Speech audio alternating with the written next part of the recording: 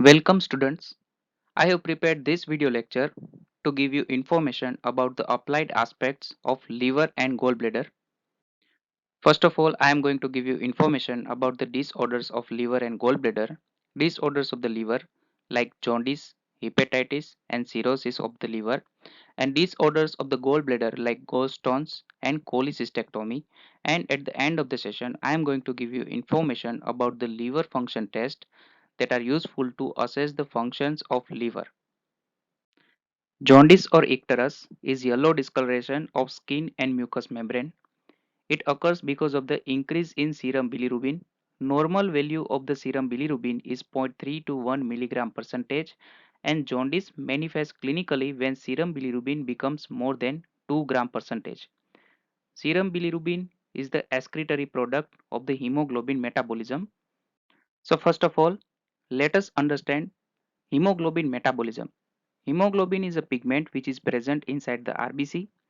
Lifespan of the RBC is 120 days, and at the end of the lifespan of the RBC they become fragile and they are destroyed inside the reticuloendothelial system of the liver, spleen, bone marrow and lymph nodes.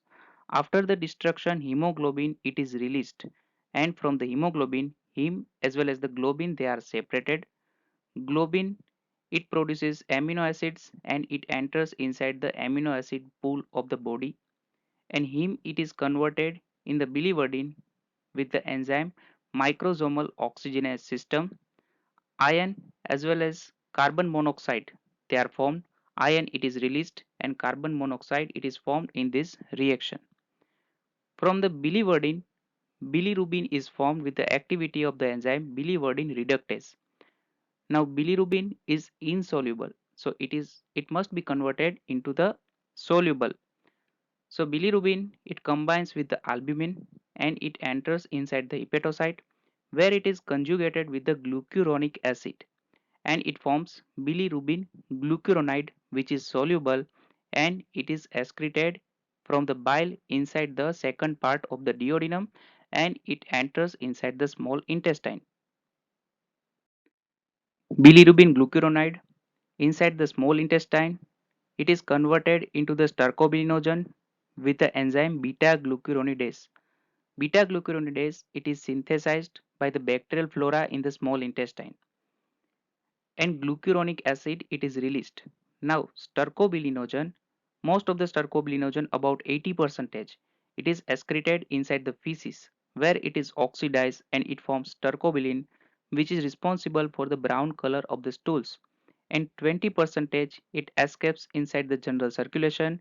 It can be taken up by the liver where it is again excreted inside the bile, and some of the stercobilinogen it enters inside the general circulation again. It can be excreted by the kidney where it is known as urobilinogen. Normally conjugated bilirubin it does not enter inside the general circulation, so normally urine bilirubin it is absent. Depending on the cause of the jaundice it can be divided into prehepatic jaundice, hepatic jaundice and the post-hepatic jaundice. Prehepatic jaundice it is also known as hemolytic jaundice because it occurs whenever excessive hemolysis of the RBC is there, which produces large amount of the hemoglobin, and it is responsible for the production of the unconjugated and conjugated bilirubin in our body. Hepatic jaundice occurs because of the damage to the liver cell. It is also known as hepatocellular jaundice, and post-hepatic jaundice occurs whenever there is obstruction to the bile duct. So after the conjugation process, conjugated bilirubin, it cannot be excreted inside the small intestine because of the obstruction of the bile duct. So jaundice, it is of three types: prehepatic jaundice, hepatic jaundice, and the post-hepatic jaundice. Prehepatic jaundice occurs because of the excessive breakdown of the RBCs, which increases unconjugated bilirubin. So, in the patients with the prehepatic jaundice, unconjugated hyperbilirubinemia is present because of the increased conjugation by the liver up to its physiological capacity. Conjugated bilirubin it is excreted inside the small intestine where large amount of the stercobilinogen is formed, and stercobilinogen it is excreted in the stools and it is oxidized and forms stercobilin. So fecal stercobilinogen, it is increased, which forms dark brown feces. Now some of the stercobilinogen escapes inside the general circulation and it is excreted through the kidney as urobilinogen. So urobilinogen in the urine also increases. Hepatocytes, they are normal. So normally conjugated bilirubin, it does not enters inside the systemic circulation. So urine bilirubin is absent. Because of the secretion of the bile in the intestine, it is not affected. Fecal fat is also normal. Because of the hemolysis of the RBC is present. Peripheral smear, it shows increase in the reticulocyte count, and liver function tests, they are normal because of the normal functioning of the hepatocytes. Hepatic jaundice occurs because of the damage to the hepatocytes. So in this type of the jaundice, unconjugated as well as the conjugated bilirubin in the plasma increases. Now conjugated bilirubin in the plasma, it can be excreted by the kidney as urine bilirubin. So urine bilirubin is present in the patient with a hepatic jaundice.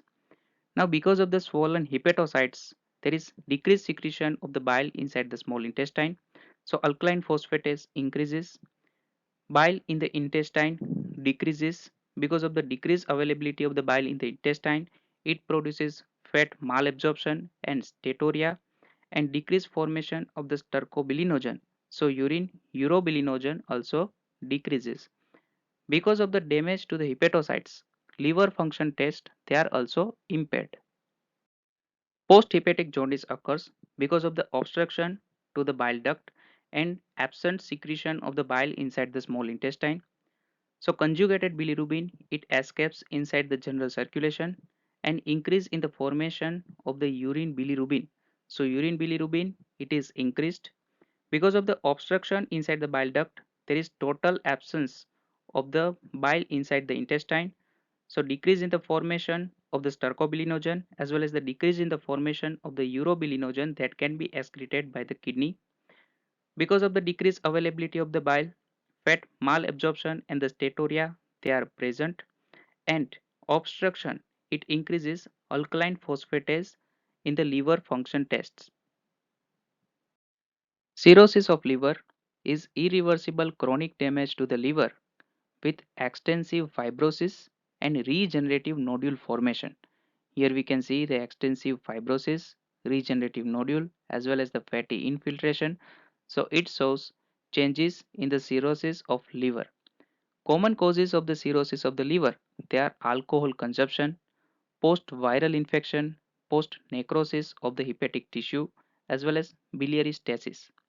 Now because of the gradual damage to the hepatocytes, gradually they are replaced by the fibrous tissue. So hepatic impairment is present which produces jaundice. Jaundice is the increase in the serum bilirubin. Because of the decreased synthesis of the albumin, it produces hypoproteinemia and edema. Because of the increased fibrous tissue inside the liver, it increases resistance to the blood flow inside the liver. So portal hypertension is seen. And because of the portal hypertension as well as the hypoproteinemia, there is increased accumulation of the fluid in the peritoneum is present, which is known as ascites. Here we can see the abdomen of the patient which is distended because of the accumulation of the fluid inside the peritoneum. And hepatic encephalopathy is observed because of the increase in the serum ammonia. Because of the hepatic insufficiency, ammonia it cannot be converted into the urea. So gradually serum ammonia level increases which produces hepatic encephalopathy. Viral hepatitis, it is caused by hepatitis virus A, B, C, D and E. Hepatitis A, it spreads by fecal-oral route, and hepatitis B, it is transmitted by the blood transfusion, parenteral route as well as the sexual transmission, it is also present. Clinical feature of the viral hepatitis, they are anorexia, fever and malaise, yellow discoloration of the skin because of the increase in the serum bilirubin. Hepatomegaly, it is present because of the infection and inflammation of the hepatocytes. Various investigations like serological tests to detect hepatitis virus, antigen and antibodies, they can be performed to investigate the patient with a viral hepatitis. Cholelithiasis or gallbladder stone. This is the presence of the stone inside the gallbladder. Commonly two types of the gallbladder stones they are commonly observed, cholesterol stones as well as the calcium bilirubinate stones. So normally cholesterol it is kept inside the solution with the help of the bile salt. So bile salt and cholesterol ratio it is 1:20. So whenever this ratio decreases, it increases formation of the cholesterol stones. And because of the infection and inflammation of the gallbladder, it increases formation of the enzyme beta glucuronidase which separates bilirubin which can combine with the calcium and it can form calcium bilirubinate stones. Cholecystectomy is removal of gallbladder. So after cholecystectomy, bile flows slowly but continuously in the intestine. So fat malabsorption it is not present because of the secretion of the bile inside the intestine. But whenever diet rich in fat it is present inside the small intestine, then it can lead to fat indigestion. After the removal of the gallbladder, dilatation of the biliary duct occurs to accommodate continuous flow of the bile. So if tone of the sphincter of OD is low, then it causes continuous dribbling of the bile inside the small intestine. And if the tone of the sphincter of OD is high, then it causes pressure inside the biliary passage increases and it decreases biliary synthesis and secretion.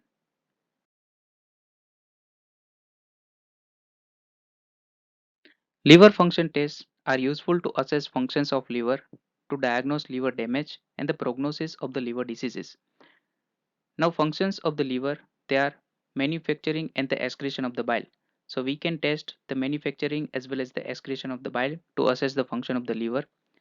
Liver synthesizes various enzymes and the liver is the organ for the metabolism. So we can assess enzymes of the liver and also the test for the metabolic function. It can inform us about the function of the liver.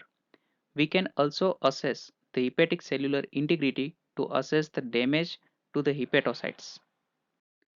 Bilirubin is excretory product of hemoglobin metabolism.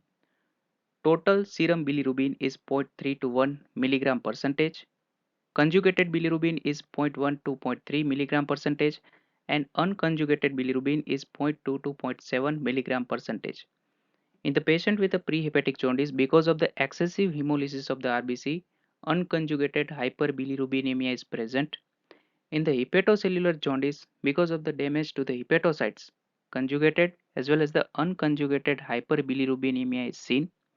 And in the obstructive jaundice, because of the obstruction to the bile duct, conjugated hyperbilirubinemia is present. Normally, bilirubin and bile salts are not present in urine, and bilirubinuria occurs whenever serum bilirubin is more than 2 mg per deciliter in the liver insufficiency. So, in the hepatic jaundice as well as the post-hepatic jaundice, conjugated bilirubin it escapes inside the general circulation.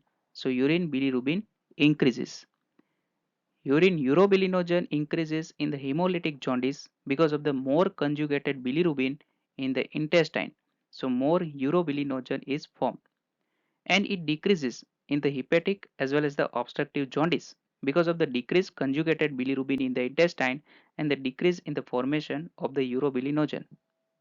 Normal level of the fecal stercobilinogen is 20 to 25 mg per deciliter and fecal stercobilinogen increases in the hemolytic jaundice because of the more formation of the conjugated bilirubin in the liver and it increases formation of the stercobilinogen in the intestine which produces dark brown stools and fecal stercobilinogen decreases in the hepatocellular and it is absent in the obstructive jaundice because of the decrease in the synthesis of the conjugated bilirubin and stools are pale in color.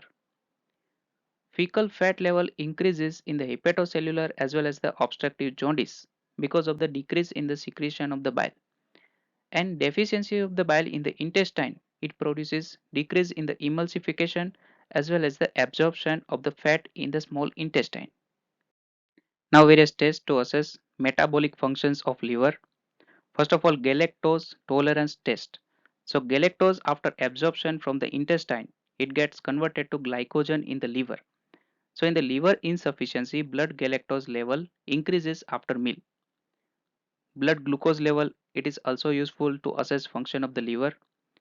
Normal value of the fasting blood glucose is 70 to 90 milligram per deciliter, and in the hepatic insufficiency, blood glucose level decreases. So fasting blood glucose is less because of the decreased glycogenolysis inside the liver.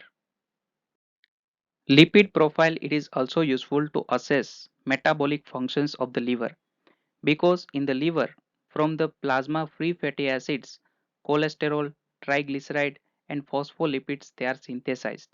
So in the liver diseases, plasma free fatty acid increases and serum cholesterol, triglyceride and the phospholipid decreases because of the hepatic insufficiency. So there is overall total lipids decrease in the patient with the hepatic damage. Blood and urine amino acid levels they are also useful for the assessment of the protein metabolism by the liver. So liver it synthesizes plasma protein as well as the coagulation protein from the amino acid inside the blood. So whenever hepatic damage is present, blood amino acids as well as the urine amino acid increases.